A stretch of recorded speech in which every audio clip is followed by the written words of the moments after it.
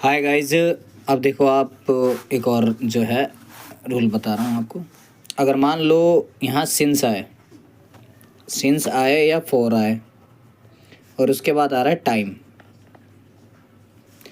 तो since for और उसके बाद आएगा टाइम, तो आपको या तो हैज़ बीन या फिर हैव बीन प्लस में वर्ब में आईएनजी का इस्तेमाल करना है। अगर सिंस आए या फॉर आए इसके बाद टाइम आए तो आपको या तो हैज़ बीन या हैव बीन का इस्तेमाल करना है। लेकिन आपको सेंटेंस पूरा पढ़ना है आगे, ऐसा ना हो सिंस फॉर तो आए और उसके बाद टाइम भी आए और ये सेंटेंस पास्ट में हो। अगर पास्ट में सेंटेंस होगा तो वहाँ हैड बीन प्लस वर्ब में आई एन जी का इस्तेमाल करोगे आप। देखो मैं आपको सेंटेंसेस सॉल्व करवा रहा हूँ। जैसे यहाँ देखो आप, इस वाले में देखो फोर आ रहा है, फोर के बाद क्या आ रहा है, ये टाइम आ रहा है।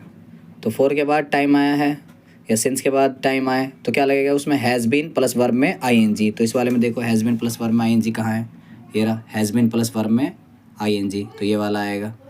आगे और देखो आप, ये देखो इस वाले सेंटेंस में देखो फोर आ रहा है, फोर के बाद क्या आ रहा है, टाइम, और ये सेंटेंस यहीं तक ख़त्म है, आगे है भी नहीं। तो सीधी सी बात है, प्रेजेंट की बात है, तो प्रेजेंट के लिए हैज़ बीन प्लस वर्ब में आईएनजी आएगा। अब आगे और बढ़ो आप, सेंटेंस ये देखो आप, ये जो है फोर आ रहा है उसके बाद टाइम है, उसके बाद ये सेंटेंस रुका नहीं है, आगे और पहुंचा, ये देखो यहाँ, और ये हैज़ आया, हैज़ भी प्रेजेंट की वर्ब होती है, तो इससे पता चला ये प्रेजेंट में ही है, तो हैज़ बीन प्लस वर्ब में आईएनजी आएगा।